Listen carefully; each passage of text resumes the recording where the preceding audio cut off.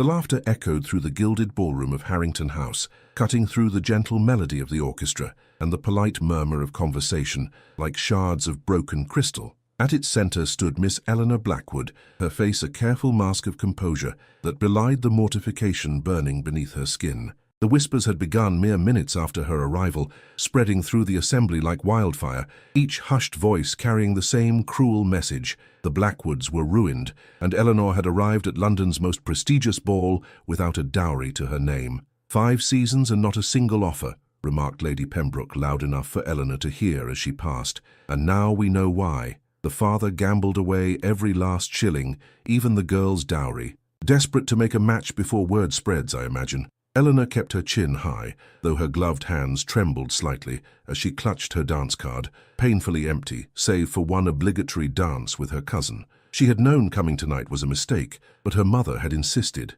"One last chance," she had pleaded, pinning Eleanor's chestnut curls with trembling fingers, "before we must leave London for good." The musicians began a new set, and Eleanor stepped back toward the shadowed alcove where she might observe without being observed. At 23, she was already considered firmly on the shelf, and now, with her family's financial collapse, she had become something worse, an object of ridicule. The weight of responsibility pressed upon her shoulders, her younger sister's futures, her mother's security, the roof over their heads, all now depended on her making an advantageous match, a prospect that seemed more impossible with each passing minute. Miss Blackwood, a deep voice, smooth as aged brandy, cut through her thoughts. "I believe you are attempting to hide from society, a futile endeavor, I assure you." Eleanor turned, her breath catching in her throat as she found herself face to face with the most formidable figure in London society. The Duke of Thornfield stood before her, tall and imposing in his impeccably tailored evening wear, his dark hair swept back from a face that poets might describe as handsome were it not for the hard set of his jaw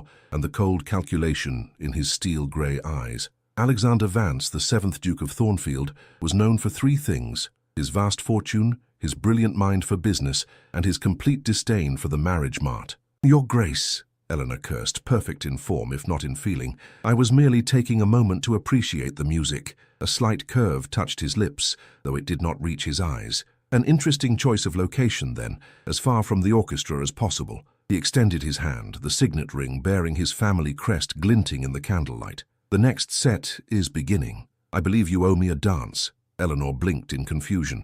"I fear there must be some mistake, Your Grace. We are not acquainted, and I certainly did not—" "There is no mistake." His tone brooked no argument. "Unless you prefer to remain the subject of gossip for the remainder of the evening?" Understanding dawned. He had heard the whispers, witnessed her humiliation.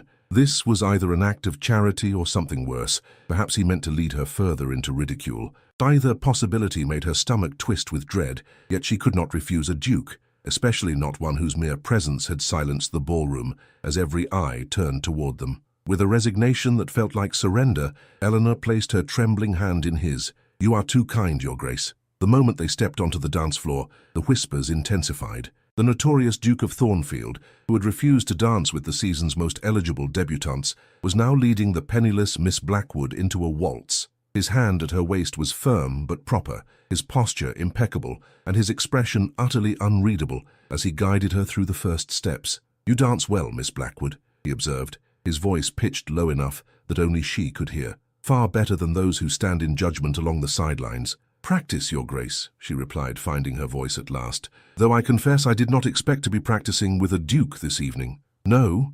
A dark eyebrow arched upward. "And what did you expect?" The directness of his question caught her off guard. Propriety demanded a demure response, but something in his gaze, a challenge perhaps, made her choose honesty instead. "Humiliation, pity, perhaps a dance with an elderly gentleman who remembers my father from his better days." The corner of his mouth twitched. "And instead you find yourself with the most feared man in London. I'm not certain that's an improvement, Miss Blackwood." "The most feared?" She allowed herself a small smile. "Is that how you prefer to be known, Your Grace?" "I prefer to be known by my actions rather than society's whispers," he replied, executing a perfect turn that sent her skirts swirling around her ankles. "As should you." The orchestra reached a crescendo, and Eleanor felt a curious lightness in her chest. For the first time that evening, the weight of her circumstances seemed to lift, if only momentarily. "And what action is this, Your Grace? Dancing with the season's greatest disappointment?" His fingers tightened almost imperceptibly at her waist. Perhaps I simply wish to dance with the only person in this room not scheming for my title or my fortune." Before Eleanor could formulate a response, the music ended. The Duke stepped back, bowed with precise formality, then offered his arm to escort her from the floor. As they moved toward the refreshment table, Eleanor became acutely aware that every eye in the ballroom followed their progress, expressions ranging from shock to outright disapproval. "I fear I've made things worse for you," she murmured, conscious of her mother watching from across the room, hope written plainly across her tired face. "On the contrary, Miss Blackwood," the Duke replied, securing 2 glasses of champagne and offering one to her. "You've provided me a respite from the usual parade of eligible young ladies thrust in my direction. Consider it a fair exchange." Eleanor accepted the glass, though she dared not drink from it. Already she had exceeded what propriety allowed, dancing with a man to whom she had not been properly introduced, engaging in conversation that bordered on familiar. "Nevertheless, I thank you for your kindness, Your Grace.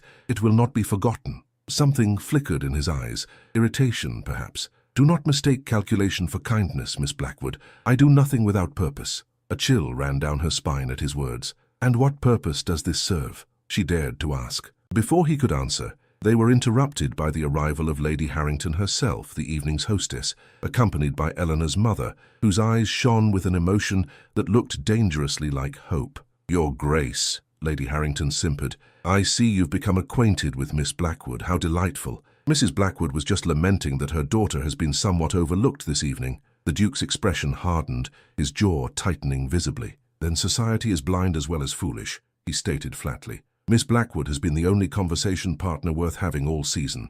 A stunned silence followed his declaration. Eleanor felt heat rush to her cheeks, while her mother clutched her handkerchief so tightly her knuckles whitened. Lady Harrington appeared momentarily speechless, her mouth opening and closing without producing a sound. Thornfield turned to Eleanor's mother with a slight bow. "Mrs. Blackwood, I wonder if I might call upon your daughter tomorrow. There is a matter I wish to discuss further." "Of course, Your Grace," Mrs. Blackwood managed, her voice barely above a whisper. "We would be honored. Until tomorrow, then." He turned to Eleanor, taking her hand and raising it briefly to his lips, a gesture so unexpected and intimate that she nearly gasped aloud. "Miss Blackwood." With that, he strode away, the crowd parting before him like waves before the bow of a ship. Eleanor remained frozen in place, the phantom pressure of his lips still warm against her gloved hand, as whispers erupted around her once more, but now they carried a different tone, one of speculation rather than derision. "Eleanor," her mother whispered urgently, gripping her arm. "What did you say to him? What happened?" "I don't know," Eleanor replied honestly, watching the Duke's retreating figure with a mixture of confusion and trepidation. "Truly, I don't know." The Blackwood residence on Portman Square, once a jewel of London society, now bore the subtle signs of genteel poverty that Eleanor had become adept at disguising. Furniture slightly worn at the edges, fewer candles lit than would be fashionable, spaces on the walls where paintings had once hung before being quietly sold. The morning room, where Eleanor sat rigid with anxiety, had been hastily prepared for their illustrious visitor, every surface polished to a high shine with borrowed servants and the last of their good tea laid out in the family's remaining silver service. "He will not come," Eleanor said for the 3rd time that morning, staring out at the rain-slicked street. "It was a momentary whim, or worse, a jest at our expense."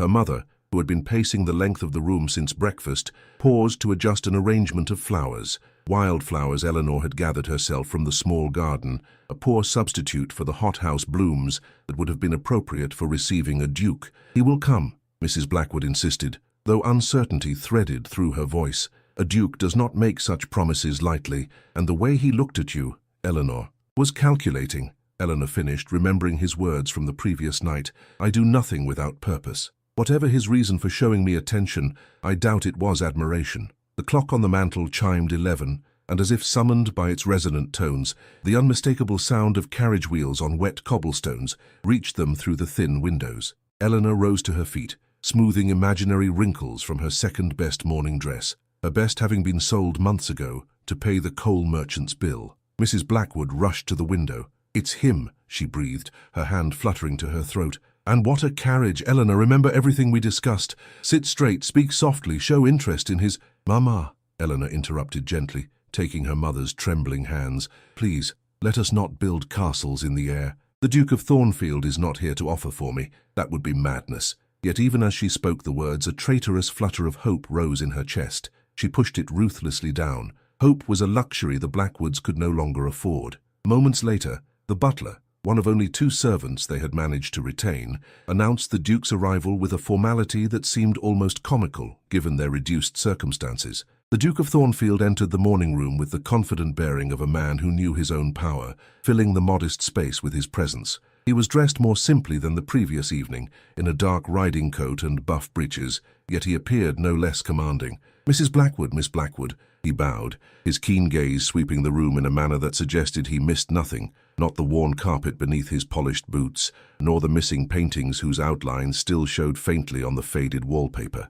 "Your Grace," they responded in unison, curtsying deeply. "Please sit."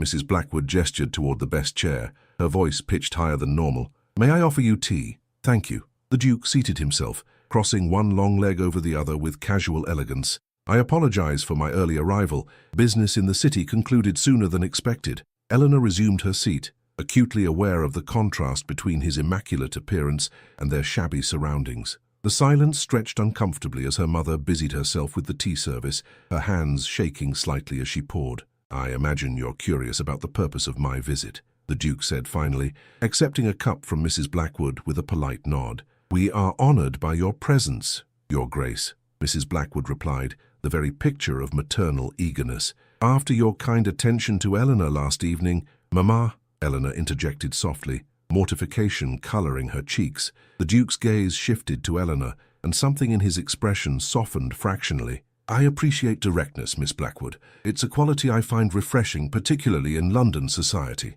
"Then allow me to be direct, Your Grace," Eleanor said, ignoring her mother's look of alarm. "What purpose does this visit serve? As you must be aware, we are not in a position to entertain dukes." "Eleanor," Mrs. Blackwood gasped. A smile, genuine this time, curved the Duke's lips. "As I said, refreshing." He set his untouched tea aside and leaned forward slightly. "I am here to make you an offer, Miss Blackwood. Not of the kind your mother is clearly hoping for," he added with a glance at Mrs. Blackwood's crestfallen expression, "but one that may nevertheless be of interest." Eleanor's heart, which had inexplicably quickened at the word offer, now steadied. "What kind of offer?" "A position," he replied, "as companion to my sister, Lady Sophia. She is 17 and in need of proper guidance before her debut next season. Her previous companion proved unsuitable." Eleanor blinked, the proposal so unexpected that for a moment she could find no words. A companion, essentially a paid chaperone, somewhere between servant and equal. It was a respectable position for a gentlewoman of reduced circumstances, but hardly what her mother had been dreaming of since the Duke's attention the previous night. "Your sister," she repeated carefully. "I was unaware you had a sister, Your Grace." "Few are. She has been raised primarily in the country, at our estate in Derbyshire. Recent events have necessitated her presence in London." His expression revealed nothing of these events, but something in his tone suggested they were not pleasant. Mrs. Blackwood, having recovered from her initial disappointment, leaned forward. "What would such a position entail exactly?" "Eleanor has had no experience as a companion, which is precisely why I am offering it to her," the Duke replied. "I do not want a traditional companion for Sophia, some dried-up spinster who will teach her only to simper and scheme. I want someone who will guide her with intelligence and honesty." His gaze returned to Eleanor. "Someone who understands the true nature of society, yet has not been corrupted by it." Eleanor felt a curious mix of emotions, insult at being considered for a position that acknowledged her fall from society, yet also a strange sort of compliment in his assessment of her character. "And the compensation?" she asked, practical concerns overriding all else. £100 per annum with room and board at Thornfield House," he stated, "plus an additional £50 per annum to be sent directly to your mother for the maintenance of this household." Eleanor inhaled sharply. It was a generous sum, far more than the usual compensation for such a position, and enough to keep her mother from the poorhouse for the foreseeable future. But there was more at stake than financial security. "And my reputation?" she asked quietly. "To live in the household of an unmarried gentleman, even as companion to his sister." The Duke's expression darkened. "Your reputation will be beyond reproach. My aunt, Lady Weatherby, resides at Thornfield House as well. All propriety will be observed." His tone suggested offence at the implication. "Moreover, Miss Blackwood, what remains of your reputation to protect? Society has already judged you, has it not?" The blunt assessment stung, though Eleanor could not deny its truth. Last night's humiliation had only been the beginning. Once word of her father's complete financial ruin spread, and spread it would, she would be ostracized entirely, an object lesson in the consequences of fiscal impropriety. "I meant no offense, Your Grace," she said carefully. "I must consider all aspects of such a decision." "Of course." He rose to his feet, signaling the end of the interview. "I require your answer by tomorrow. If you accept, you will begin immediately. If you decline—" He left the sentence unfinished, but the implication was clear. There would be no second chances. Mrs. Blackwood scrambled to her feet. "Eleanor will consider your generous offer most carefully, Your Grace. We are deeply grateful for your consideration." The Duke reached into his coat and withdrew a small envelope which he handed to Eleanor. "The formal terms of employment. Review them thoroughly." His eyes met hers, and for a moment, Eleanor thought she detected something almost like concern in their steely depths. "Choose wisely, Miss Blackwood, for both our sakes." With that cryptic remark, he bowed and took his leave, the sound of his departure echoing through the quiet house like the closing of a door that might never open again. The moment he was gone, Mrs. Blackwood collapsed into a chair, her expression torn between disappointment and pragmatism. "A companion," she sighed, "not a duchess, but a solution to our most immediate problems," Eleanor finished, turning the sealed envelope over in her hands. £150 a year, Mama. We cannot refuse such an offer." "No." Her mother's shoulders sagged with resignation. "We cannot." "But oh, Eleanor, when I saw him look at you last night, I thought perhaps—" Eleanor crossed the room to kneel beside her mother's chair, taking her weathered hands in her own. "It was never a possibility," she said gently. "Dukes do not marry penniless girls, no matter how refreshingly direct they may be." But as she spoke, she couldn't help but wonder about the true nature of the Duke's interest. His offer was extraordinarily generous, his selection of her peculiar. There were dozens of well-bred young women of reduced circumstances who would be better qualified for such a position. Why her? "I do nothing without purpose," he had said. What purpose did she serve? Thornfield House loomed against the grey London sky, a palatial residence that occupied nearly half a block of Grosvenor Square. Its imposing facade of Portland stone, with columns flanking the entrance and windows tall enough to flood the interior with light, even on London's gloomiest days, spoke of generations of wealth and power. Eleanor gazed up at it from the Duke's carriage, a sense of unreality washing over her as the footman helped her alight. 2 days after the Duke's unexpected visit, she found herself at the threshold of a new life. Her few belongings, a trunk containing her modest wardrobe, a small case of books, and a portrait miniature of her father from happier days,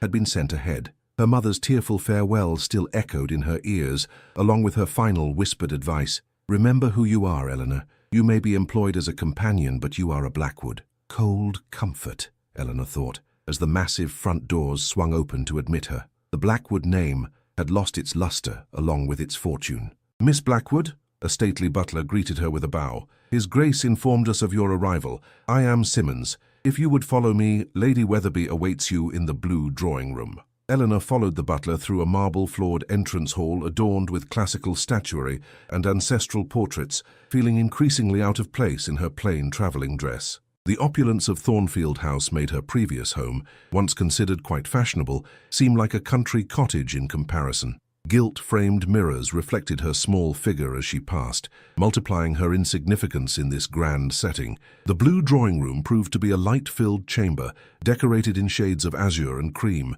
with French windows opening onto a private garden. Seated on a delicate sofa was an elderly woman whose rigid posture and piercing gaze immediately identified her as the formidable Lady Weatherby. "Miss Blackwood," the butler announced, before withdrawing silently. Eleanor curtsied deeply. "Lady Weatherby, thank you for receiving me." The older woman observed her with undisguised scrutiny, from the slightly worn hem of her dress to the simple arrangement of her hair. "So you are Alexander's solution," she said finally, her voice crisp with aristocratic precision. "Come closer, child. My eyes are not what they once were." Eleanor approached, standing before Lady Weatherby like a schoolgirl awaiting judgment. The Duke's aunt must have been a beauty in her youth. Even now, well into her 60s, she retained striking features and bright, intelligent eyes that matched the Duke's in colour, if not in coldness. "You have your mother's look about you," Lady Weatherby remarked unexpectedly. "I knew Marianne Sinclair before she became Mrs. Blackwood. We were presented in the same season, though she was several years my junior." Surprise rendered Eleanor momentarily speechless. "You knew my mother?" "London society is smaller than one might think, particularly among certain circles." Lady Weatherby gestured to a chair opposite her. "Sit, Miss Blackwood. We have much to discuss before you meet Sophia. Eleanor obeyed, perching on the edge of the seat. I confess, Lady Weatherby, I'm somewhat unclear about my precise duties. His Grace provided only the broadest outline. A flicker of amusement crossed the older woman's face. That is quite like my nephew. Alexander tends to delegate details once the larger strategy is determined. She leaned back, studying Eleanor with a gaze that seemed to penetrate beyond surface appearances. Let me be frank, Miss Blackwood. My niece Sophia is in a delicate situation. Since her mother's death 5 years ago, she has been raised primarily by governesses at Thornfield Hall in Derbyshire. Alexander, occupied with estate matters and his business interests, visited when possible, but was not a constant presence in her life. Lady Weatherby paused, seeming to choose her next words carefully. 3 months ago, an incident occurred which necessitated bringing Sophia to London under closer supervision. She had formed an attachment to a gentleman whose intentions were less than honourable. The situation was resolved before any lasting damage could be done to her reputation, but it left Sophia rebellious and resentful. Her previous companion was dismissed for failing to prevent the entanglement. Eleanor's heart sank. A rebellious, lovesick girl of 17 would hardly welcome another chaperone, particularly one only 6 years her senior, with no authority beyond that granted by an absent brother. I see. And His Grace believes I might succeed where others have failed? Alexander has his reasons, Lady Weatherby replied cryptically, though I confess I questioned his judgment when he informed me of his choice. You have no experience, no particular qualifications, and your own circumstances are hardly exemplary. Her direct gaze softened slightly. However, having met you, I begin to understand his thinking. There is a quality of resilience about you, Miss Blackwood. Perhaps that is what Sophia needs. Someone who understands loss and disappointment, yet continues forward with dignity. Before Eleanor could respond to this surprisingly perceptive assessment, the door burst open, and a whirlwind in the form of a slender young woman swept into the room. Lady Sophia Vance possessed her brother's striking colouring, raven hair and grey eyes, but where the Duke's features were stern and controlled, hers were animated by a volatile energy that immediately commanded attention. Aunt Weatherby, has Millie finished altering my blue gown for tonight's? She stopped abruptly upon noticing Eleanor, her expression shifting from surprise to cold assessment. Oh, you must be the new jailer. Sophia, Lady Weatherby chided sharply. Mind your manners. This is Miss Blackwood, your companion. You will treat her with the respect her position deserves. The girl's chin tilted upward in defiance. My companion? She laughed, a brittle sound devoid of humour. My spy, you mean? Another of Alexander's sentinels to ensure I don't disgrace the precious Thornfield name. Eleanor rose to her feet, meeting Sophia's challenging gaze directly. Lady Sophia, I am neither your jailer nor your spy. I am here at your brother's request to assist you in preparing for your debut next season. Nothing more, nothing less. Sophia's eyes narrowed, taking in Eleanor's plain appearance with obvious skepticism. And what would you know of debuts and society? Look at you, you're hardly the pinnacle of fashion or breeding. The barb struck close to home, but Eleanor refused to show it. Instead, she smiled slightly. You're quite right. I am not fashionable, nor am I particularly accomplished in the arts of social manipulation. Perhaps that is precisely why your brother selected me. I will not teach you to be false. Surprise flickered across Sophia's face, quickly masked by renewed hostility. Save your moralizing. I have no interest in lessons from a woman desperate enough to accept charity from my brother. Sophia, Lady Weatherby rose, indignation evident in every line of her body. You will apologize at once. It's quite all right, Lady Weatherby, Eleanor interjected calmly. Lady Sophia is entitled to her opinion, however misinformed it may be. She turned back to the girl, whose lovely face was flushed with emotion. Your brother did not offer me charity, Lady Sophia. He offered me employment. I accepted because I require the income to support my mother, just as many women in reduced circumstances must work to support their families. There is no shame in honest labor. A tense silence followed her words. Sophia appeared momentarily nonplussed, clearly having expected either tears or anger in response to her cruelty. Finding neither, she seemed unsure how to proceed. Lady Weatherby seized the opportunity to regain control of the situation. Sophia, Miss Blackwood has had a long journey. Allow her time to settle into her chambers before you continue your acquaintance. Perhaps at dinner you might begin again on a more civil footing. For a moment, it seemed Sophia might rebel further, but then she shrugged with elaborate disinterest. As you wish, Aunt. I have preparations to make for tonight in any case. She turned to leave, then paused at the door. I hope you don't unpack too thoroughly, Miss Blackwood. Your predecessors rarely lasted more than a fortnight. With that parting shot she was gone, leaving a charged silence in her wake. Lady Weatherby sighed deeply. "I must apologize for my niece's behavior. Grief and disappointment have hardened her heart, I fear." "There is no need for apology," Eleanor replied quietly. "Lady Sophia is testing her boundaries, as young people often do. I would have been more concerned had she welcomed me with open arms." A spark of approval lit Lady Weatherby's eyes. "You are more perceptive than I expected, Miss Blackwood. Perhaps Alexander's instincts were sound after all." She rang a small silver bell. "Mrs. Wilson, our housekeeper, will show you to your rooms. Rest, refresh yourself, and join us for dinner at 7. We dine informally when there are no guests." As if conjured by the bell, Mrs. Wilson appeared, a motherly woman with a kind face and efficient manner who led Eleanor from the drawing-room. As they climbed the grand staircase, Eleanor found her thoughts returning to the Duke. Where was he? Would he be present at dinner? The prospect filled her with inexplicable nervousness. "His Grace is currently at his club," Mrs. Wilson remarked, as if reading her thoughts. "He often dines out when in London, though he keeps rooms here, of course." Relief and disappointment warred within Eleanor at this information. She would have time to settle into her new position before facing him again, which was surely for the best. Yet a small traitorous part of her had hoped to see him, to gauge whether his demeanor toward her would change now that she was his employee rather than a potential social conquest. Mrs. Wilson showed her to a suite of rooms on the 3rd floor, a bedchamber with an adjoining sitting room, both decorated in soft shades of green and gold. The furnishings were of excellent quality, though not ostentatious, the bed invitingly comfortable, and the windows offering a view of the square below. "Lady Sophia's rooms are just down the corridor," Mrs. Wilson explained, directing a maid to unpack Eleanor's trunk. "His Grace thought it best you be housed nearby, but with sufficient privacy for your comfort." Eleanor turned slowly, taking in what would now be her home. It was larger and far more luxurious than her bedroom at Portman Square, yet there was no disguising the fact that these were the rooms of a dependent, comfortable but impersonal,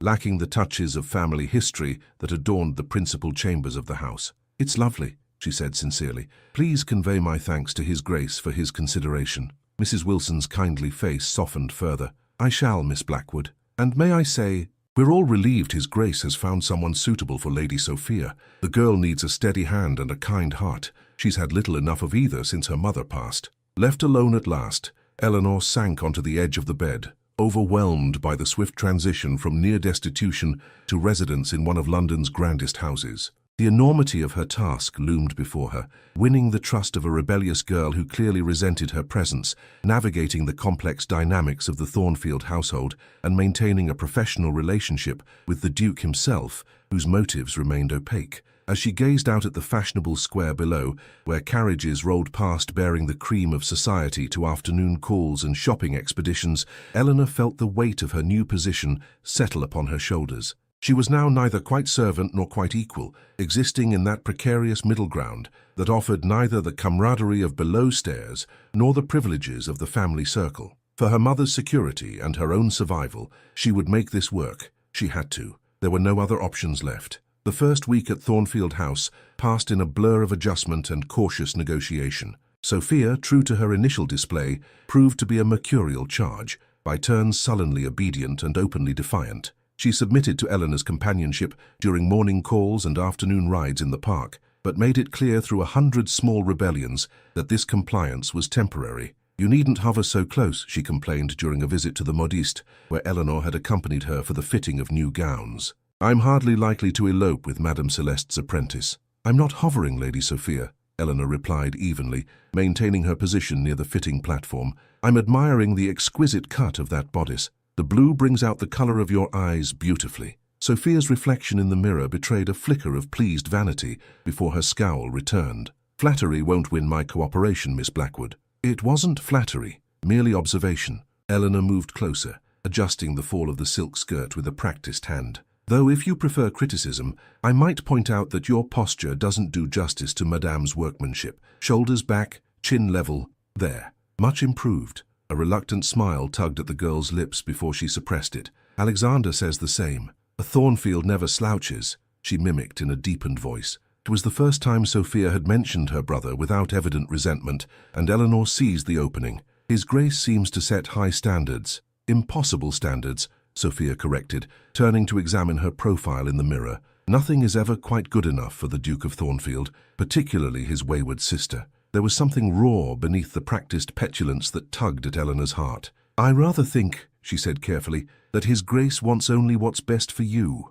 Sophia's eyes met hers in the mirror, a flash of vulnerability visible for an instant before her defenses rose again. "What's best for the Thornfield name, you mean? Alexander's primary concern has always been preserving the family legacy, not my happiness." Before Eleanor could respond, the shop bell chimed, announcing the arrival of another customer. Through the fitting room's partially open door, Eleanor glimpsed a tall figure in hussars' regimentals, a captain by his insignia, handsome in a golden lion-like way that drew appreciative glances from the shop assistants. Sophia's reaction was immediate and alarming. She paled visibly, her fingers clutching the silk of her gown so tightly that Madame Celeste made a sound of distress. "Careful, my lady. The fabric. We must go," Sophia whispered urgently. "Now, Miss Blackwood." "I cannot. I will not see him." Understanding dawned. This must be the gentleman from Lady Weatherby's story, the inappropriate attachment that had precipitated Sophia's removal to London. Eleanor made a swift decision. "Madame," she addressed the modiste quietly,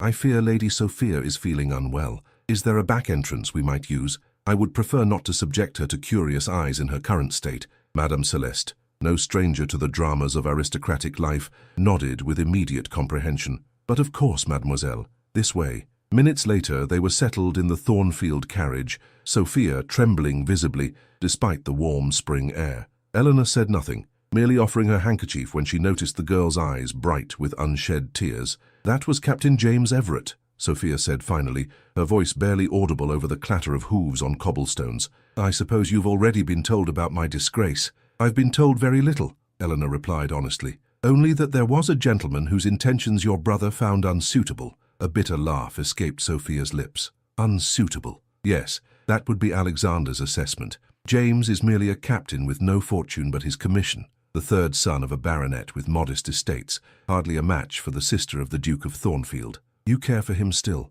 Eleanor observed gently. Sophia turned her face toward the window, but not before Eleanor glimpsed the sheen of tears in her eyes. "It matters little what I feel. Alexander has forbidden any contact. James has been warned that pursuing me further would end his military career." Her voice hardened. "My brother's influence extends to the highest levels of the War Office, you see." Eleanor considered this new information carefully. The picture forming in her mind was of a protective brother, perhaps overreaching in his guardianship. Yet she could not dismiss the possibility that the Duke had legitimate concerns about the captain's character beyond his lack of fortune. "Was there a formal understanding between you and Captain Everett?" she asked. "No," Sophia admitted reluctantly. "James wished to speak to Alexander first, to do things properly, but we corresponded. He wrote me the most beautiful letters." A flush colored her cheeks at the memory. "And when we danced at the Harringtons' Christmas ball, he told me he loved me." Young love, Eleanor thought with an inward sigh. So intense, so certain of its own immortality. She remembered well the heady rush of her own first attachment at 18 to a handsome lieutenant who had sworn eternal devotion, only to transfer his affections to a merchant's daughter with a substantial dowry when Eleanor's second season failed to result in an engagement. "Did your brother explain his objections?" she pressed gently. Sophia's expression darkened. "Alexander claimed James was after my dowry, that he had significant gambling debts and a reputation as a fortune hunter, but it's not true. James loves me for myself, not my fortune." Her hands twisted in her lap. "Alexander sees calculation in every gesture because that's how he views the world. He cannot understand true feeling." There was such conviction in her voice that Eleanor found herself wanting to believe in the purity of Captain Everett's intentions, yet experience had taught her that hearts could be easily manipulated when significant fortunes were involved. The Duke's assessment might well be accurate. "Perhaps," she suggested carefully, "with time, Captain Everett might prove his worth to your brother. If his feelings are genuine, surely he would be willing to wait until you come of age." "I'll be of age in less than a year," Sophia replied, a dangerous glint entering her eye. "Then not even Alexander can dictate my choice." The implication was clear. Sophia intended to wait only until she gained legal control of her own affairs before reuniting with her captain, with or without her brother's blessing. Eleanor felt a twist of alarm. This was precisely the sort of intention she had been employed to discourage. "Lady Sophia," she began, choosing her words with care, "a year provides ample time for reflection. Hearts change, circumstances change. What seems immutable today may appear quite different tomorrow. The The girl fixed her with a penetrating stare. "Did you love someone once, Miss Blackwood? Is that why you speak of changing hearts?" The question caught Eleanor off guard. "I thought I did," she answered honestly. "I was mistaken. And now you have resigned yourself to spinsterhood and dependence," Sophia observed with the casual cruelty of youth. "I would rather die than live such a half-life." The words stung, but Eleanor maintained her composure. "There are worse fates than independence, Lady Sophia. Binding oneself to the wrong person out of passion or defiance can lead to a lifetime of regret." "How would you know?" Sophia challenged. "You've never been in love. Real love, the kind that consumes your every thought." Eleanor met her gaze steadily. "No," she agreed softly. "Perhaps I haven't." As the carriage turned into Grosvenor Square, Sophia's expression softened unexpectedly. "I'm sorry, Miss Blackwood. That was unkind of me. She shook her head in frustration. "You are not what I expected. You don't lecture or scold like the others did. It makes it difficult to properly resent you." A surprised laugh escaped Eleanor's lips. "I shall try to be more odious in the future, to make your resentment easier to maintain." For the first time since their acquaintance began, Sophia smiled, a genuine smile that transformed her face and revealed the sweet-natured girl who might exist beneath the layers of defiance. "I would appreciate that greatly." As they alighted from the carriage at Thornfield House, Eleanor felt a small spark of hope. Perhaps she was making progress after all. That hope was swiftly challenged upon entering the house to find Simmons waiting with a message. His Grace had returned unexpectedly and requested Miss Blackwood's presence in his study immediately. "Now?" Eleanor asked, conscious of her wind-blown appearance after the hasty departure from the modiste. "At your earliest convenience, miss," Simmons replied with the perfect neutrality of a well-trained servant, though his Grace did emphasize immediately. Sophia rolled her eyes. "Alexander's immediately translates to drop everything and run, Miss Blackwood. You'd best hurry before he sends a search party." She started toward the stairs, then paused. "Will you tell him about seeing James?" The question hung in the air between them, heavy with implications. Eleanor understood in that moment that her answer would determine the course of her relationship with Sophia more surely than any other action she might take. "I will answer any direct questions truthfully," she replied carefully, "but I see no need to volunteer information about a chance encounter that clearly caused you distress." Relief washed over Sophia's face. "Thank you," she whispered, before disappearing up the grand staircase. Eleanor smoothed her hair as best she could and followed Simmons to the Duke's study, a handsome, book-lined room at the back of the house, overlooking a small private garden. The Duke stood at the window, his back to the door,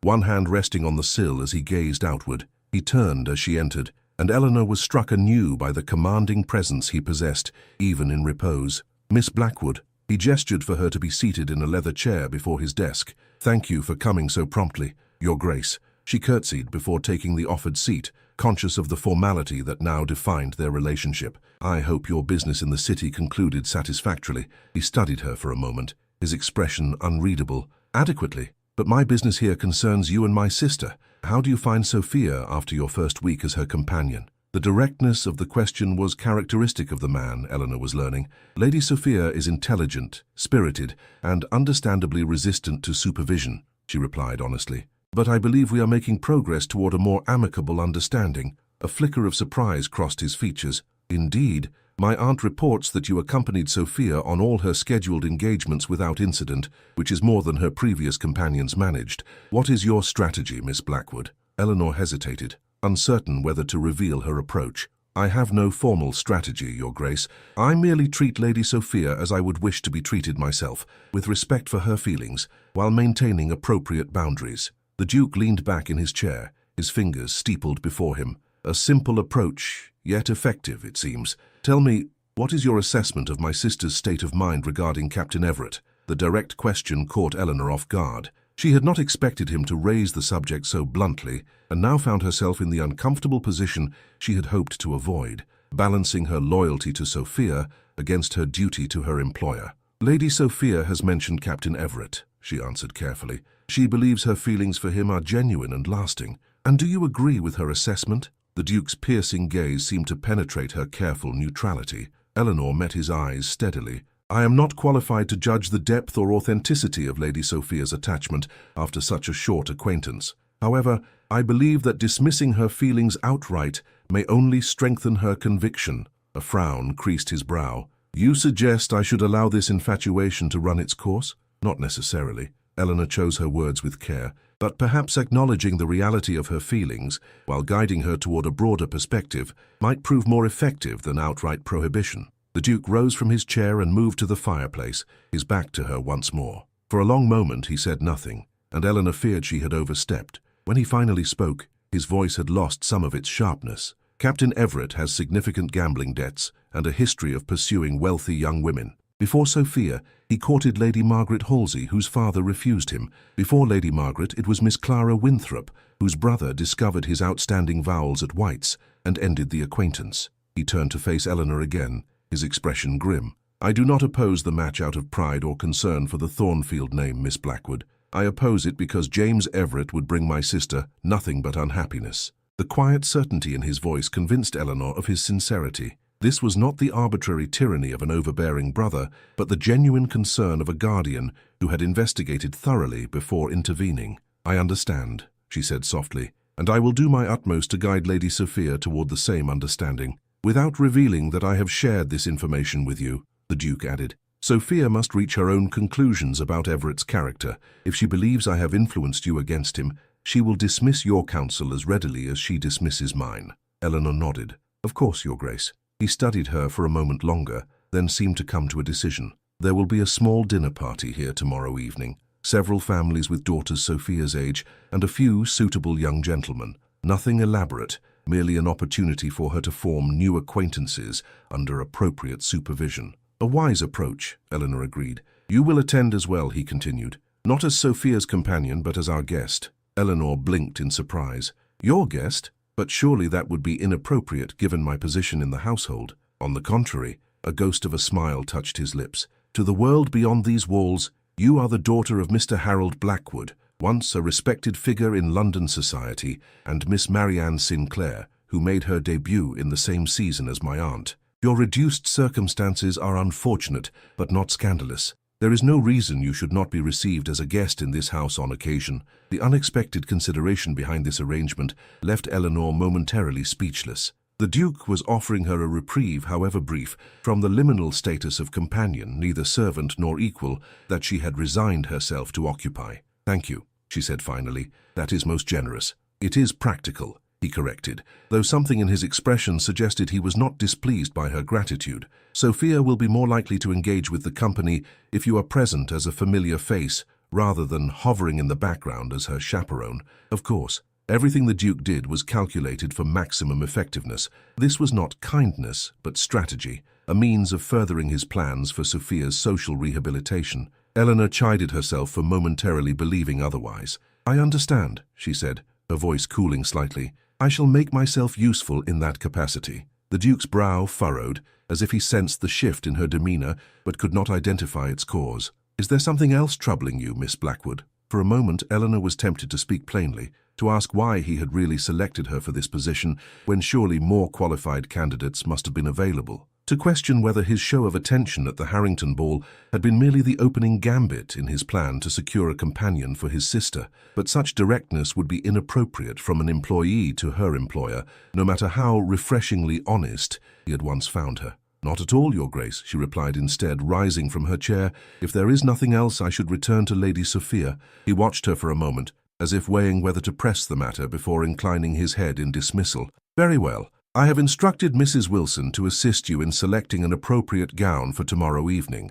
My aunt suggested you might not have brought formal dinner dress given the nature of your position. Another calculated kindness, Eleanor cursed, the gesture mechanical rather than graceful. Your consideration is appreciated, Your Grace. As she turned to leave, his voice stopped her at the threshold. Miss Blackwood, she paused, looking back over her shoulder. Yes, Your Grace. For a moment, something almost like uncertainty flickered in his steely gaze. I am pleased with your progress with Sophia. It appears my judgment in selecting you was sound. It was as close to praise as she suspected the Duke ever came. Eleanor inclined her head in acknowledgement. I hope I continue to justify your confidence, Your Grace. As she closed the study door behind her, Eleanor found herself more confused than ever about the enigmatic Duke of Thornfield and her place in his carefully ordered world. The dinner party proved to be a more elaborate affair than the Duke's description had suggested. By 8 o'clock the following evening, Thornfield House blazed with light from dozens of crystal chandeliers. Footmen in the family livery stood at attention in the entrance hall, and the drawing room hummed with the conversation of 20 guests from London's most exclusive social circles. Eleanor, attired in a borrowed gown of deep blue silk that Mrs. Wilson had somehow altered to fit her slender frame perfectly, stood near Lady Weatherby, observing the assembled company with a combination of nostalgia and trepidation. Until her father's financial collapse, such gatherings had been a regular part of her life. Now she viewed the familiar rituals of society from the perspective of an outsider, noting the subtle hierarchies, the careful positioning, the delicate maneuvering for advantage that underlay every seemingly casual conversation. "The Pembrokes have brought both their sons," Lady Weatherby remarked, nodding toward a handsome young man in earnest conversation with Sophia. "The elder, Mr. Thomas Pembroke, is quite the catch. Oxford-educated, heir to a substantial estate in Wiltshire, and by all accounts a young man of excellent character." "Lady Sophia seems to find him engaging," Eleanor observed, pleased to see her charge smiling genuinely for once, her earlier sullenness at being paraded like prize cattle, as she had put it, apparently forgotten. "Alexander chose the guest list with great care," Lady Weatherby said with approval. "Every family present has a connection to ours stretching back generations. There will be no fortune hunters or adventurers at Thornfield House." The subtle reference to Captain Everett was not lost on Eleanor. "His Grace is thorough in his preparations." "In all things," Lady Weatherby agreed, her shrewd gaze shifting to where the Duke stood conversing with Lord Pembroke. "Alexander leaves nothing to chance." Including me, Eleanor thought, watching as the Duke expertly guided the conversation toward topics that showcased Sophia's intelligence and accomplishments. Every aspect of this evening had been orchestrated to present his sister in the most favorable light, to begin the process of integrating her into society under his careful supervision, and to introduce her to young men whose credentials had been thoroughly vetted. "Miss Blackwood," the smooth voice of their host interrupted her observations. The Duke stood before her, accompanied by a dignified gentleman of middle years. "May I present Lord Harrington? He expressed particular interest in making your acquaintance." Eleanor curtsied, surprised by the introduction. Lord Harrington was one of London's most influential peers, his approval a valuable social currency. "My lord, it is an honor." "Miss Blackwood," Lord Harrington bowed over her hand. "I knew your father well. We served on several committees together at White's. A man of impeccable taste and judgment." "You are kind to remember him so favorably," Eleanor replied, touched by the unexpected connection to her father, whose name was now more often mentioned with censure than praise. "Not kind, merely accurate," Lord Harrington corrected with a smile. "Harold Blackwood's advice regarding Madeira was particularly valuable. I still have several bottles he recommended that have aged magnificently." As Lord Harrington continued reminiscing about her father, Eleanor became aware of the Duke watching her with an intensity that sent warmth spreading across her cheeks. Was this another of his calculations? Had he deliberately engineered this conversation to put her at ease, to elevate her standing among the company? The thought was simultaneously unsettling and oddly touching. She could not fathom why he would trouble himself with her comfort when his focus should rightfully be on Sophia, yet the evidence suggested he had done exactly that. When dinner was announced, Eleanor found herself seated between Mr. Thomas Pembroke and Lord Harrington, a position of honor that did not escape her notice. As the sumptuous meal progressed through multiple courses, served on the Thornfield silver, she participated in the conversation with growing confidence, finding herself unexpectedly enjoying the return to social discourse after months of isolation. Across the table, Sophia bloomed under the attentions of her dinner companions, revealing a quick wit and charm that Eleanor had glimpsed only fleetingly during their previous interactions. The girl's gaze occasionally drifted to where her brother sat at the head of the table, and Eleanor detected a wistful quality to these glances, as if Sophia sought something from the Duke that remained elusive. The Duke himself was the perfect host, attentive, engaging, and possessed of that rare ability to make each guest feel particularly valued. Yet Eleanor noticed that his eyes frequently sought her out, his gaze lingering a moment longer than social convention dictated. Whenever she caught him watching her, he would incline his head slightly in acknowledgement before returning his attention to his immediate companions, leaving Eleanor increasingly puzzled by his apparent interest. After dinner, the party retired to the music room, where Sophia was prevailed upon to demonstrate her considerable skill at the pianoforte. As the girl played a challenging piece by Mozart with impressive technical proficiency, Eleanor found herself standing somewhat apart from the main group, observing the scene with a bitter-sweet awareness of her tenuous position within it. She plays well. The Duke's voice came softly from behind her, causing her to start slightly, though she lacks the emotional connection to truly bring the music to life. Eleanor turned to find him standing closer than propriety strictly allowed, his tall figure partially concealed from the company by a large potted palm. Perhaps that will come with maturity, she suggested. Lady Sophia has considerable natural talent, as did her mother. A shadow passed over his features. The Duchess was an accomplished musician before her illness. It was the first time he had mentioned his late stepmother, and Eleanor sensed an opening into the complex family dynamics that she had been struggling to understand. Lady Sophia favors her in appearance, I imagine. In temperament as well, the Duke confirmed, his gaze fixed on his sister. Passionate, impulsive, led by her heart rather than her head. A faint smile touched his lips, though it held more sadness than humor, qualities that can bring both joy and suffering in equal measure. While you take after your father? Eleanor ventured, curious about the man who had shaped the Duke's character. His expression hardened almost imperceptibly. So I've been told, though I would hope I've learned from his mistakes. Before Eleanor could inquire further, they were interrupted by the arrival of Mr. Thomas Pembroke, who requested the honor of playing a duet with Sophia. As the young man took his place beside her on the piano bench, Eleanor observed the Duke watching them with evident approval. Mr. Pembroke appears to be making a favorable impression, she remarked. Indeed. The Duke's tone was satisfied. His family's estate borders Thornfield Hall in Derbyshire. They have been neighbours and allies for generations. A connection between our families would be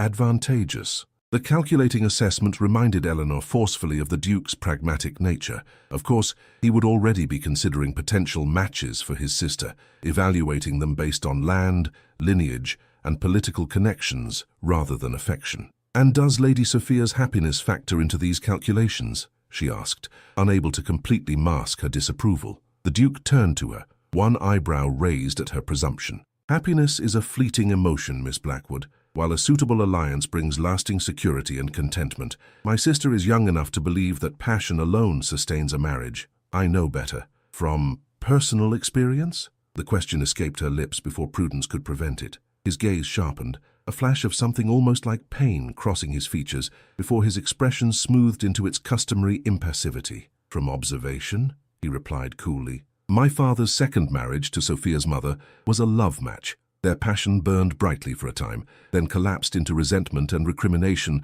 when reality failed to match their romantic ideals. Eleanor felt a pang of sympathy for the man before her, imagining a young Alexander witnessing the disintegration of his father's marriage. Not all love matches end in disappointment, she said gently. Perhaps not, he conceded, but I would spare Sophia the risk. His gaze returned to where his sister sat, laughing at something Mr. Pembroke had whispered in her ear. She deserves better than our father's legacy of broken promises and bitter regrets. The raw honesty in his voice touched Eleanor deeply. For the first time, she glimpsed the man beneath the Duke's carefully maintained facade, a man shaped by childhood wounds, determined to protect his sister from similar pain, even at the cost of her momentary happiness. Your concern for her welfare does you credit, Your Grace, she said softly. He turned back to her, studying her face with an intensity that made her pulse quicken. Yet you still question my methods. I question whether preventing one potentially unsuitable match justifies arranging another without regard for Lady Sophia's feelings, Eleanor clarified. Even the most advantageous alliance may become a prison if entered without affection. You speak as one who values emotion over practicality, Miss Blackwood. There was curiosity rather than censure in his tone. Has such an approach served you well? The gentle barb found its mark. Eleanor's own romantic notions had led her to believe in the lieutenant's professions of devotion, only to discover the hollow truth when her family's fortunes declined. Yet she could not bring herself to embrace the Duke's cold pragmatism. Perhaps a balance might be found, she suggested instead, between prudent consideration and genuine attachment. Something shifted in the Duke's expression, a softening around the eyes, a slight relaxation of his stern mouth. A diplomatic answer, Miss Blackwood. I had not taken you for a compromiser. Not a compromise, she corrected, a recognition that both perspectives have merit. For a moment, they stood in silence, the music washing over them as Sophia and Mr. Pembroke completed their duet to enthusiastic applause.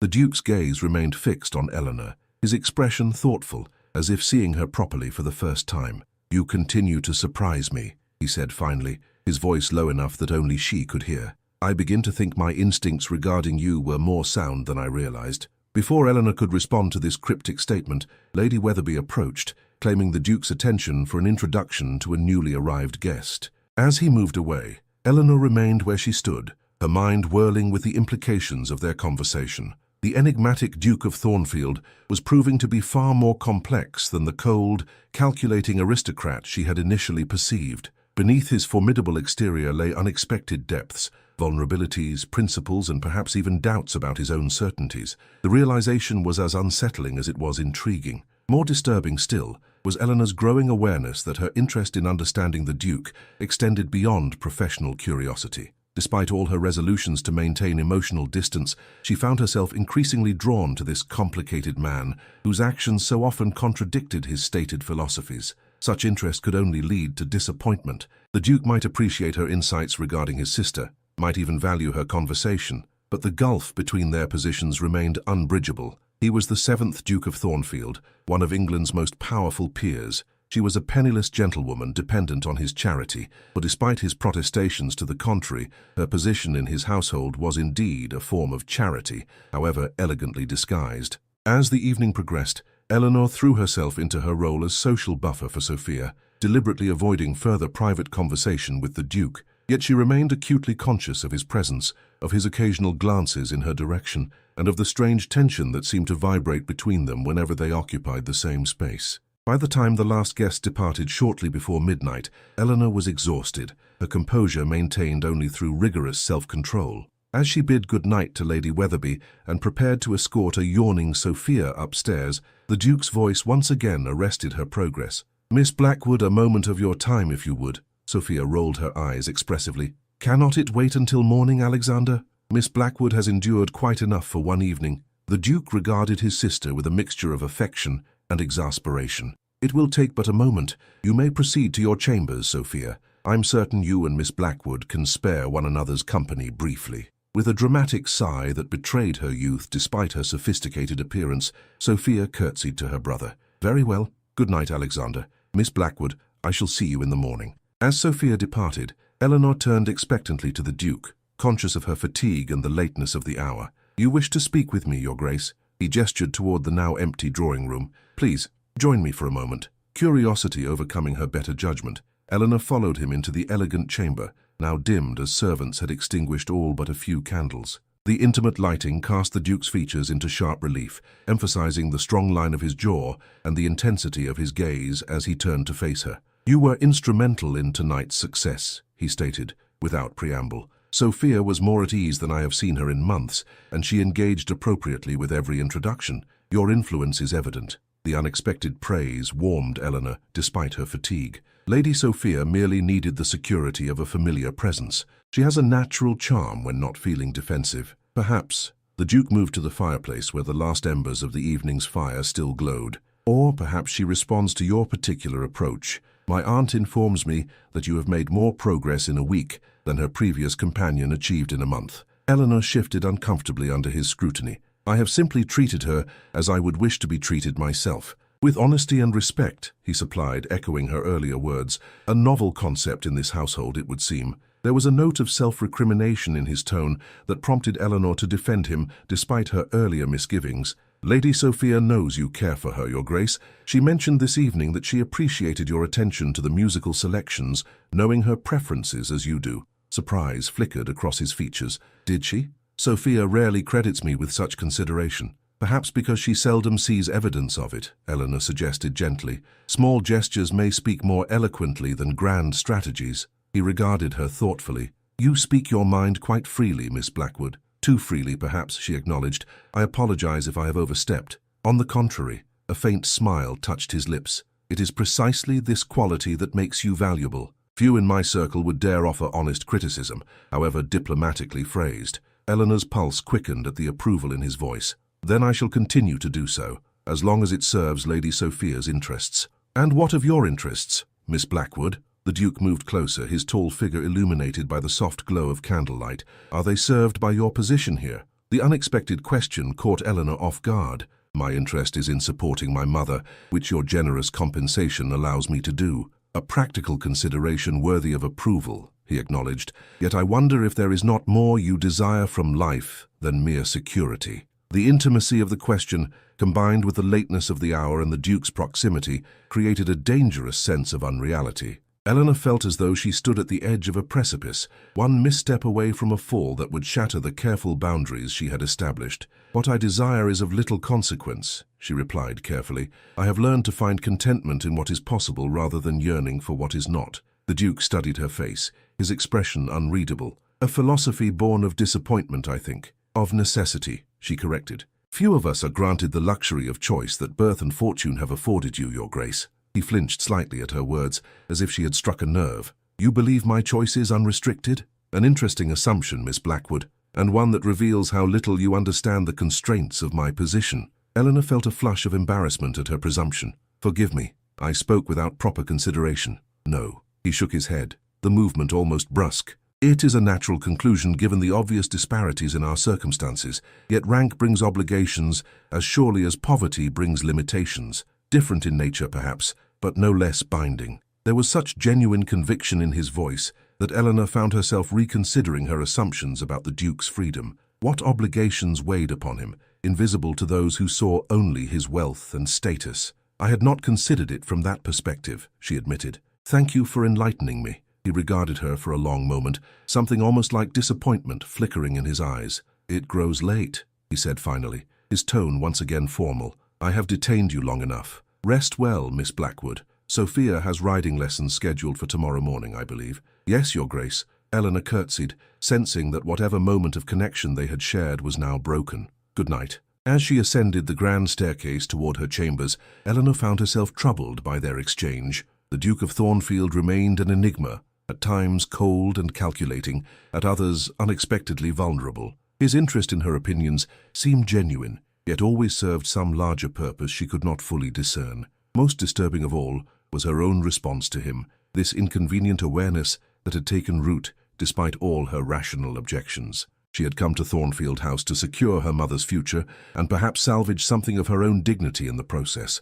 Developing an attachment to her employer would undermine both objectives. Yet as she prepared for bed in her comfortable but impersonal chambers, Eleanor could not banish the image of the Duke standing in the firelight, momentarily stripped of his armor of rank and privilege, revealing glimpses of the man beneath the title. A man who, against all reason and propriety, had begun to occupy far too prominent a place in her thoughts. "Foolish girl," she chided herself as she extinguished her bedside candle. "Remember your place." But as sleep claimed her, Eleanor's dreams betrayed her resolution, filled with echoes of the Duke's voice and the unsettling warmth of his gaze. The weeks following the dinner party brought a marked improvement in Sophia's demeanor. The girl's open defiance gave way to a more nuanced cooperation, punctuated by occasional bouts of melancholy that Eleanor attributed to her ongoing attachment to Captain Everett.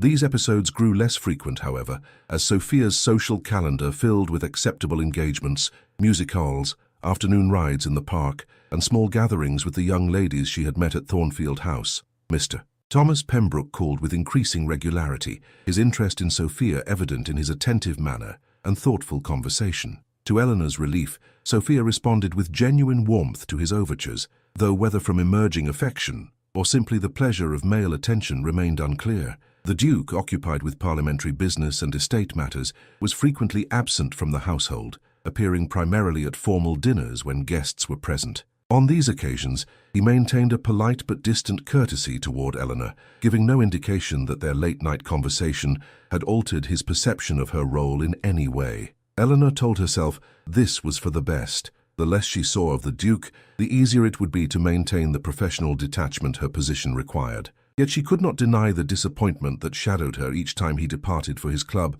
or his country estate without seeking her counsel regarding Sophia's progress. By the third week of May, London society was in full swing, and Sophia had been granted permission to attend her first semi-public ball at the Pembrokes townhouse, a significant concession that reflected the Duke's growing confidence in her judgment and Eleanor's supervision. "What do you think?" Sophia twirled before the mirror in Eleanor's bedchamber, where they had retreated to make final adjustments to her appearance. Her gown of pale green silk, adorned with delicate silver embroidery, complemented her dark coloring perfectly, while her hair had been arranged in an elegant style that softened her features and emphasized her youth. "You look beautiful," Eleanor replied honestly, adjusting the placement of a small diamond clip, a gift from the Duke for the occasion, in Sophia's dark curls. Mr. Pembroke will be quite speechless. A becoming blush coloured Sophia's cheeks. Do you think so? Thomas is always so composed. I sometimes wonder if anything could discompose him. The familiar use of Mr. Pembroke's Christian name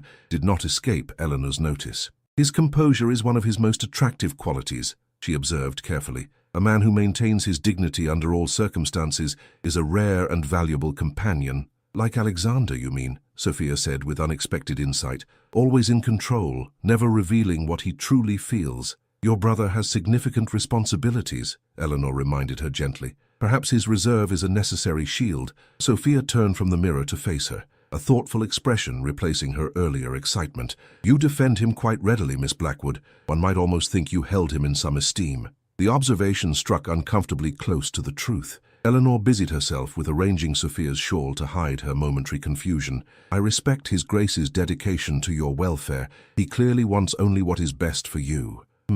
Sophia's tone held a note of speculation that made Eleanor nervous. And what of your welfare, Miss Blackwood? Does Alexander concern himself with that as well? Your brother is a considerate employer, Eleanor replied neutrally. I have no complaints. A knowing smile curved Sophia's lips. No? Then perhaps you haven't noticed the way he watches you when he thinks no one is observing, or how he inquires after your comfort. A knowing smile curved Sophia's lips. No? Then perhaps you haven't noticed the way he watches you when he thinks no one is observing, or how he inquires after your comfort through Lady Weatherby. Most employers don't take such personal interest in their sisters' companions. Eleanor felt heat rise to her cheeks despite her best efforts at composure. You misinterpret common courtesy, Lady Sophia. His Grace merely ensures that all members of his household are properly situated. It would be a poor reflection on Thornfield House if any employee were neglected. If you insist, Sophia replied, clearly unconvinced, though I must say, Alexander has never shown such consideration for any other member of the staff.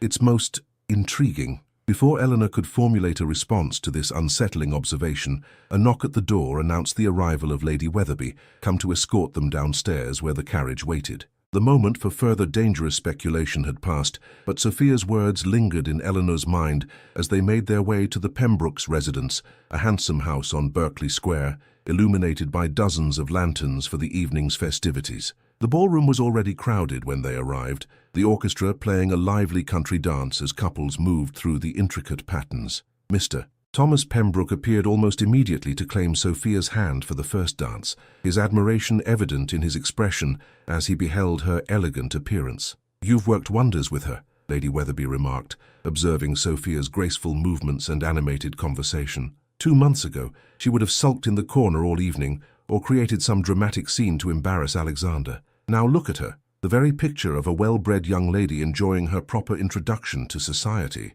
Eleanor smiled, genuinely pleased by Sophia's transformation. Lady Sophia needed only gentle guidance and understanding. Her natural goodness has done the rest. Perhaps, Lady Weatherby conceded, her shrewd gaze moving to Eleanor's face. Or perhaps she needed someone who treated her as a person rather than a problem to be solved. Alexander means well, but he approaches everything as a military campaign to be strategized and won. His Grace bears a heavy responsibility. Eleanor found herself defending him once again. Managing such vast estates and business interests while also guiding a spirited young sister cannot be easy. Lady Weatherby's eyebrows rose slightly. Indeed. And yet one wonders if he might find life more enjoyable were he to approach it with a fraction of your compassion, Miss Blackwood. She patted Eleanor's hand with surprising warmth. Now I believe I see Lord Harrington approaching. He has shown a marked interest in conversing with you at every opportunity. I shall leave you to enjoy his company. As Lady Weatherby moved away to greet other acquaintances, Eleanor found herself engaged in conversation with Lord Harrington, whose kindly manner and fond reminiscences of her father provided a welcome distraction from her troubled thoughts. Yet even as she laughed at his witty observations, her awareness remained fixed on the ballroom entrance, anticipation tightening her chest each time a new arrival was announced. The Duke had mentioned that he might attend later in the evening after concluding his business at the House of Lords. Eleanor told herself that her interest in his arrival was merely professional, a companion's natural concern for her charge's guardian. Yet she could not deny the quickening of her pulse when his commanding figure finally appeared in the doorway midway through the evening. He paused on the threshold, his gaze sweeping the room with characteristic thoroughness until it rested on Sophia, who was dancing with Mr. Pembroke for the third time that evening. Satisfaction crossed his features briefly before his attention shifted, scanning the assembled company until Eleanor's breath caught. His eyes found her, standing somewhat apart from the main gathering. For a moment, their gazes held across the crowded ballroom, and Eleanor experienced a curious sensation of suspension, as if time had momentarily ceased its forward march. Then the Duke inclined his head in acknowledgement and moved purposefully through the crowd to join his aunt. Eleanor released the breath she hadn't realized she was holding, chiding herself for her foolish reaction. Of course, the Duke had merely been assessing the situation, ensuring that both his sister and her companion were appropriately situated. There was nothing personal in his regard, despite Sophia's fanciful interpretation. Determined to focus on her duties, Eleanor circulated among the chaperones and older guests, engaging in light conversation while keeping Sophia in her peripheral vision. The girl appeared to be thoroughly enjoying herself, surrounded by a circle of admiring young men whenever she was not dancing, with Mr. Pembroke maintaining a proprietary presence at her side. Miss Blackwood. The deep voice behind her sent a jolt of recognition through Eleanor's body before she could compose herself. She turned to find the Duke standing closer than propriety dictated, his expression unreadable as always. "Your Grace," she curtsied, annoyed at the breathlessness she could not quite banish from her voice. "I trust your business at Parliament concluded satisfactorily, as well as can be expected when dealing with men whose self-interest outweighs their concern for the nation," he replied with a touch of weariness. His gaze moved to where Sophia laughed at something Mr. Pembroke had whispered in her ear. "My sister appears to be enjoying herself." "Very much so," Eleanor confirmed. "Mr. Pembroke has been most attentive, and several other young gentlemen have sought introductions.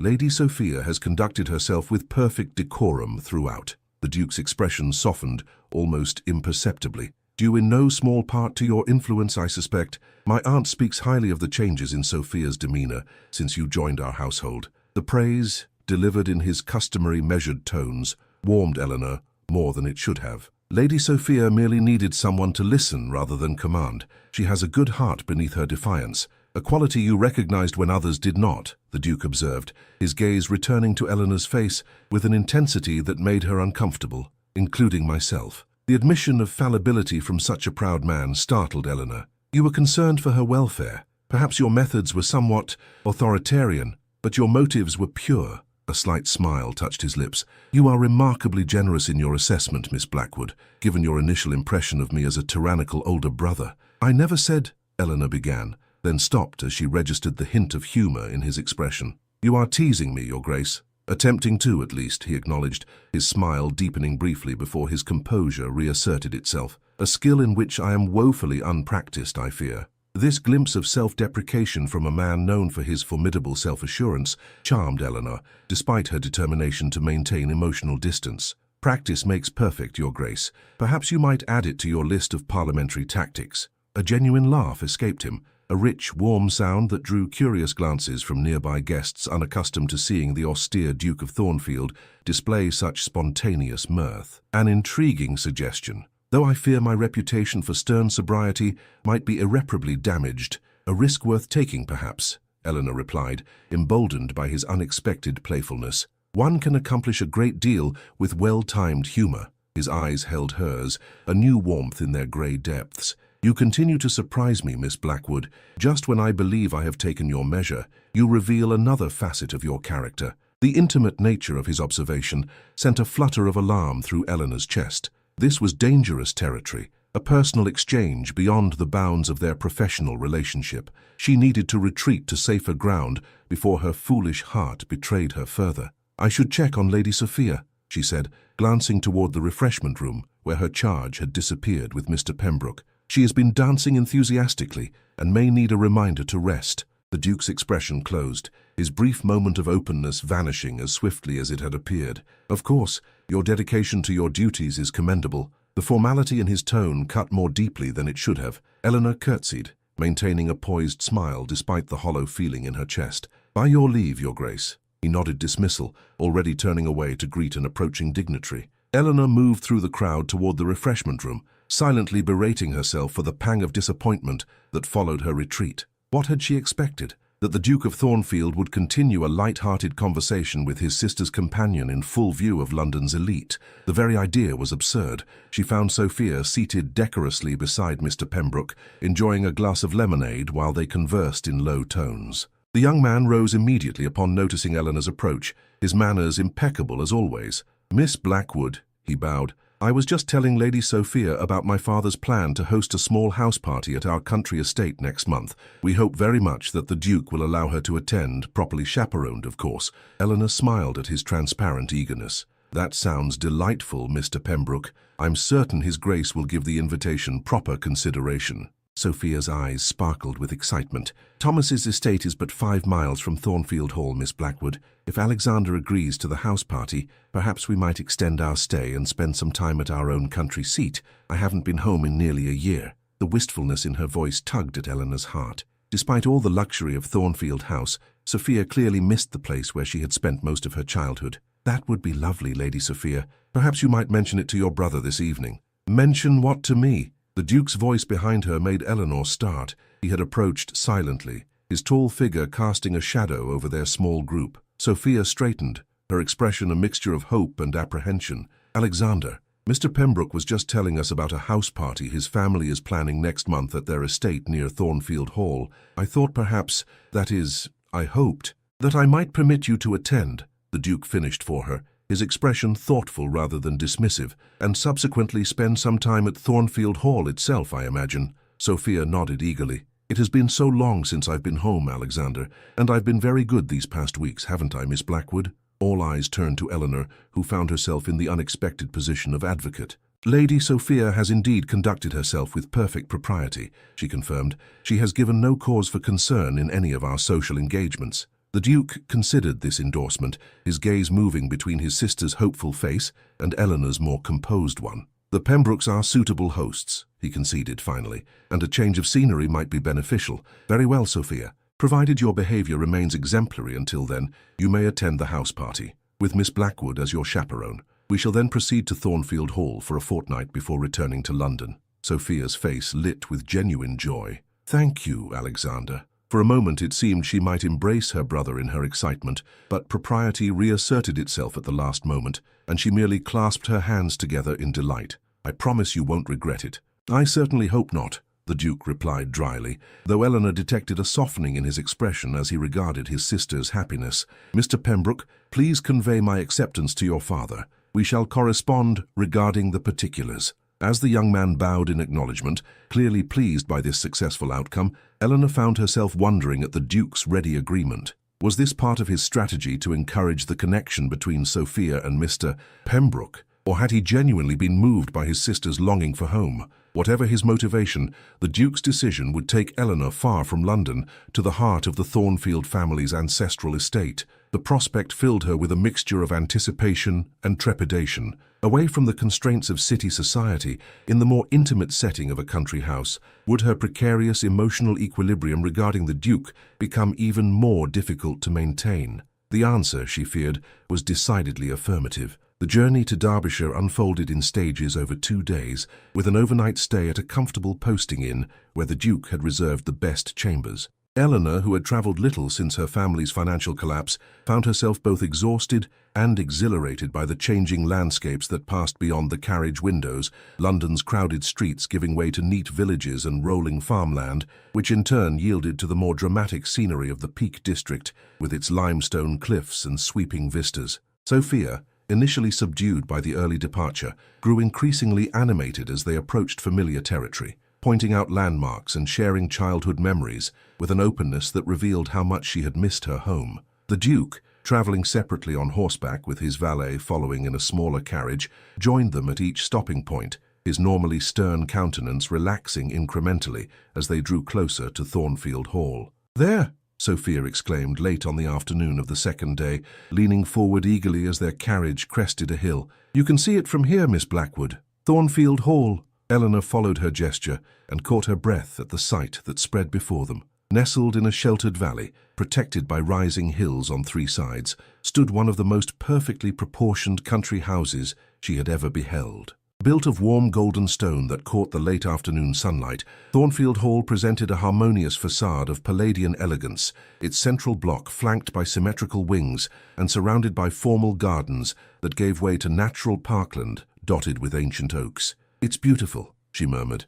understanding now why Sophia had so longed to return. This was no mere residence but a true home, its welcoming aspect a stark contrast to the more imposing grandeur of Thornfield House in London. "Wait until you see inside," Sophia replied, her eyes bright with anticipation. "The gallery alone is worth the journey. And the library, Alexander's particular domain, has windows overlooking the rose garden. In summer, the scent fills the entire room." The carriage proceeded down a winding drive lined with chestnuts just coming into bloom, rounding a final curve to reveal the house in its full splendor. The Duke awaited them in the forecourt, having arrived ahead of the heavier carriage, his tall figure silhouetted against the golden stone. As the carriage drew to a halt, Eleanor observed a subtle but unmistakable change in his demeanor, a relaxation of the rigid control he maintained in London, as if the very air of Thornfield Hall allowed him to breathe more freely. "Welcome home," he said simply, as footmen hurried to assist the travellers from the carriage. His gaze included Eleanor in this greeting, an unexpected courtesy that warmed her more than it should have. "Oh, Alexander, it's even more beautiful than I remembered," Sophia exclaimed, turning in a circle to take in the familiar surroundings. "Has Mrs. Fairfield made up my old chambers? And is Pilot still about? I've missed him dreadfully." "Your rooms are prepared exactly as you left them," the Duke confirmed with an indulgent smile rarely seen in London. "And that disreputable hound is no doubt terrorizing the stables as we speak. He'll find you soon enough. He always could sense your arrival from miles away." As if summoned by these words, a large deerhound came bounding around the corner of the house, grey coat gleaming in the late afternoon sun. Sophia gave a cry of delight and dropped to her knees regardless of her travelling dress, arms outstretched to receive the enthusiastic greeting of her childhood companion. "Pilot! Oh, you beautiful boy!" She laughed as the dog licked her face and whined with excitement. "Have you missed me? I've thought of you every day." Eleanor watched this reunion with a smile, touched by the genuine affection between girl and hound. When she glanced at the Duke, she found him observing the scene with a softness in his expression that transformed his severe features, rendering them almost boyish in their openness. Sensing her gaze, he turned, and for a brief moment, their eyes met in shared appreciation of Sophia's joy. "Miss Blackwood, Mrs. Fairfield will show you to your chambers," he said, his voice warmer than its usual measured tones. "I've arranged for you to have the blue suite in the east wing. It overlooks the lake and catches the morning sun. I thought you might appreciate the view." The personal consideration inherent in this arrangement struck Eleanor forcefully. "Thank you, Your Grace, that sounds lovely." A stately housekeeper had appeared at the entrance, her welcoming smile suggesting genuine pleasure at the family's return. "Miss Blackwood, if you'll follow me. Lady Sophia, your rooms are aired and waiting. Shall I send up hot water for washing before dinner?"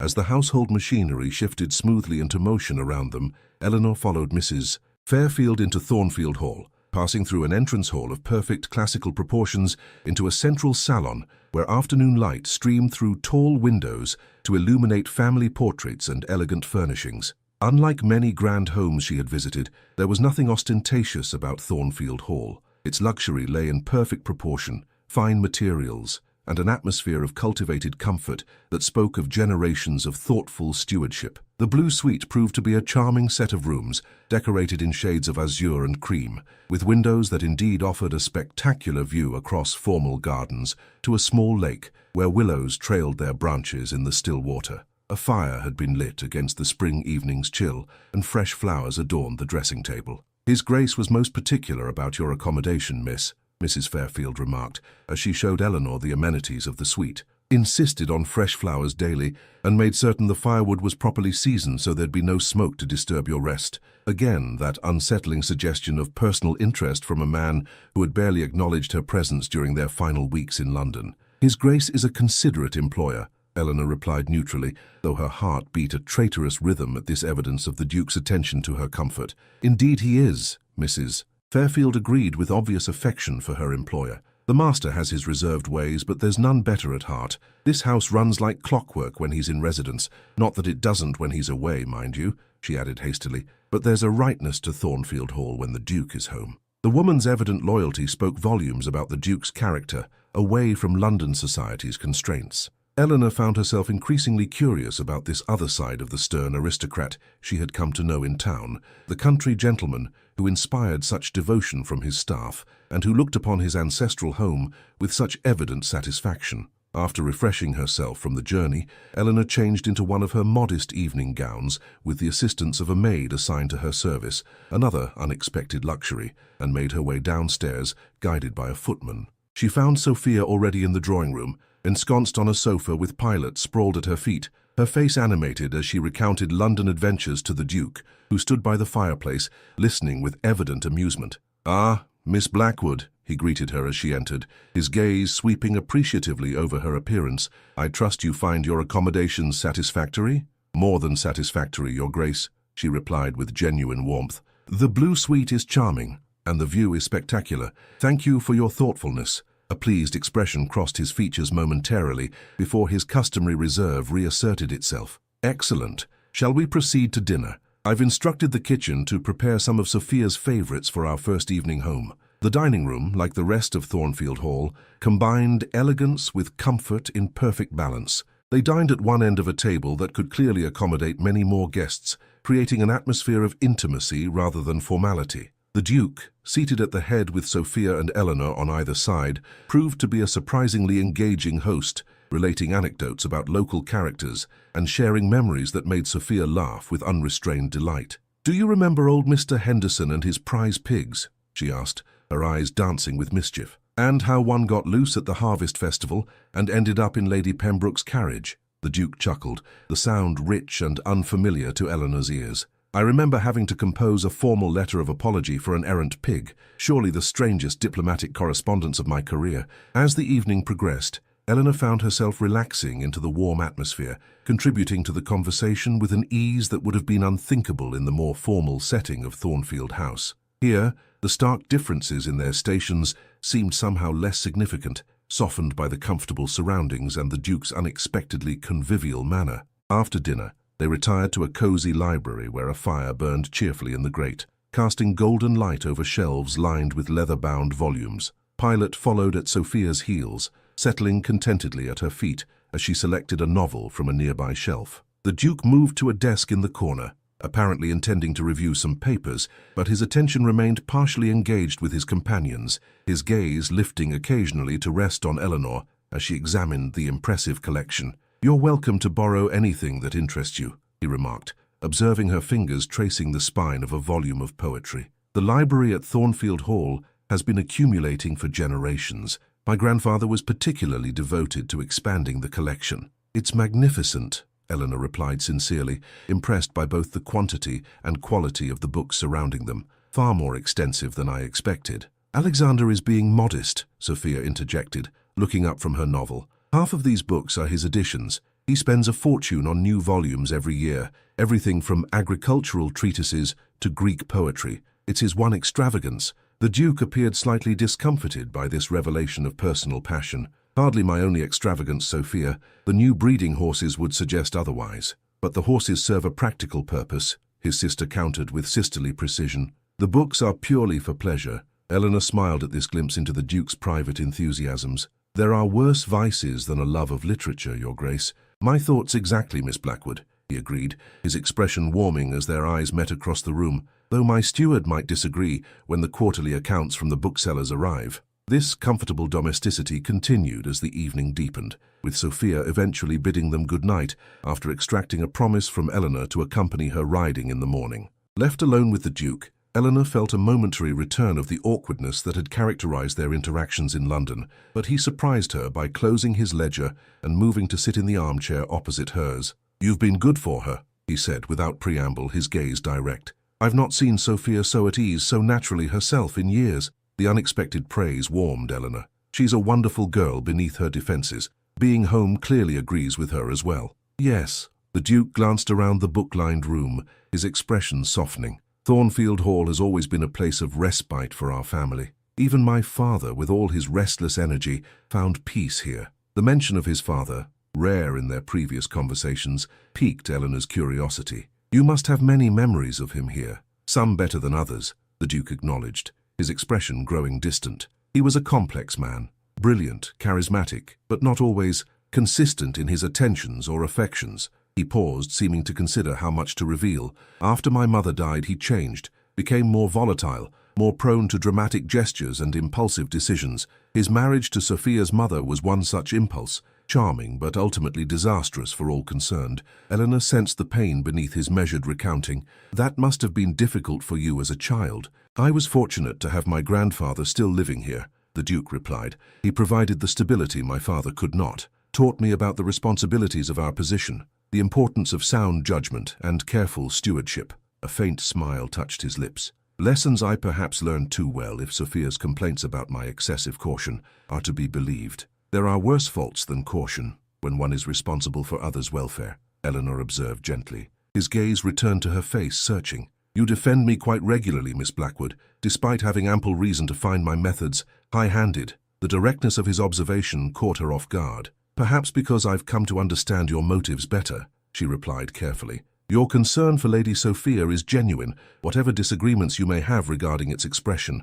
And what of my concern for you? The question hung in the air between them, startling in its unexpectedness. Have you discerned those motives as well? Eleanor's breath caught, her carefully maintained composure threatened by the intensity of his gaze. I don't understand your meaning, Your Grace. He leaned forward slightly, his expression unusually open. When I first offered you the position as Sophia's companion, my motives were indeed practical. You possessed qualities I believed would benefit my sister: intelligence, directness, dignity under difficult circumstances. His voice softened. What I did not anticipate was how quickly you would become indispensable, not merely to Sophia's welfare, but to the harmony of the household itself, and to my own peace of mind. The implication of his words sent a tremor of alarm through Eleanor's body. This was dangerous territory, far beyond the bounds of their employer-employee relationship. Your Grace, Alexander, he interrupted, his voice low. When we are alone, at least, I would hear my name from your lips, not my title. The intimacy of this request rendered Eleanor momentarily speechless. Everything about this conversation violated the careful boundaries she had established for her own protection. The Duke, Alexander, was venturing into territory that could only lead to complication and, ultimately, heartbreak. Yet she could not deny the answering response within her own heart, the traitorous hope that had taken root, despite all her rational objections. I don't think that would be wise, she managed finally, her voice barely above a whisper. Our positions are what society has decreed them to be, he replied with unexpected vehemence. But here in this moment, can we not set aside those artificial distinctions? Can we not speak honestly as equals? The plea in his voice, so at odds with his customary authority, touched Eleanor deeply, yet caution prevailed. Even if we could, for this moment, morning would come and with it reality. I am still your employee, still dependent on your goodwill for my livelihood and my mother's security. That fundamental inequality cannot be wished away, however much we might desire it. A shadow crossed his features at her words. You believe I would use my position to, what, coerce your affections? Threaten your security if you rejected my interest? No, Eleanor answered honestly. I believe you to be a man of honor, but that does not change the fact that any personal relationship between us would be fraught with complications neither of us can fully anticipate or control. He studied her face for a long moment, his expression grave. I speak with the caution I have prided myself on all my life, Miss Blackwood. Perhaps I deserve no less. He rose from his chair, moving to stand before the fire, his tall figure silhouetted against the flames. Yet I find myself wondering if such caution ultimately protects us from pain, or merely ensures that we never experience life's deepest satisfactions. The philosophical turn surprised Eleanor, revealing yet another layer to this complex man. The question I have asked myself as well, she admitted softly. Though I've had less choice in the matter than you. He turned to face her, his expression softening. Then we have reached an impasse, it seems. You counsel prudence while I find myself, for perhaps the first time in my adult life, contemplating something less calculated. The irony of their reversed positions, the cautious Duke advocating emotional risk, the once impulsive Eleanor urging restraint, was not lost on either of them. A smile touched Eleanor's lips despite the seriousness of the moment. We are an odd pair, are we not? Indeed. His answering smile held a warmth that caused her heart to flutter treacherously. Perhaps that is precisely why I find your company so essential. The word hung between them, weighted with meaning Eleanor dared not fully examine. She rose from her chair, sensing that prolonging this conversation would only lead them further into dangerous territory. "It grows late, Your Grace, Alexander," she amended, offering this small concession to his earlier request. "With your permission, I should retire." His expression registered both pleasure at her use of his name and resignation at her retreat. "Of course. Rest well, Eleanor." The sound of her given name on his lips sent a shiver through her that had nothing to do with the evening chill. She curtsied, maintaining the formality of gesture, even as their words had transcended it. "Good night, Alexander." As she made her way back to the Blue Suite, Eleanor's mind whirled with the implications of their exchange. The Duke of Thornfield, Alexander, had all but declared a personal interest in her, one that extended far beyond professional respect. And she, God help her, had responded with a mixture of caution and unmistakable reciprocation that could only complicate their already complex relationship. Tomorrow would bring the brightness of morning, and with it, the return of conventional boundaries and social realities. But for tonight, alone in the elegant chamber he had personally selected for her comfort, Eleanor allowed herself to acknowledge the truth she had been fighting for weeks. She was falling in love with the most unsuitable man imaginable, her employer, a duke, a man separated from her by every social convention and practical consideration. Sleep proved elusive that night, her dreams when they came filled with the sound of his voice speaking her name with an intimacy that both thrilled and terrified her. Thank you for watching. If anything in this story touched or surprised you, please share your thoughts in the comments. Would you like to see more Victorian romance stories like this one? Don't forget to like, subscribe, and share if you enjoyed it. I'm so grateful for your time, and another emotional video will be suggested on your screen right now.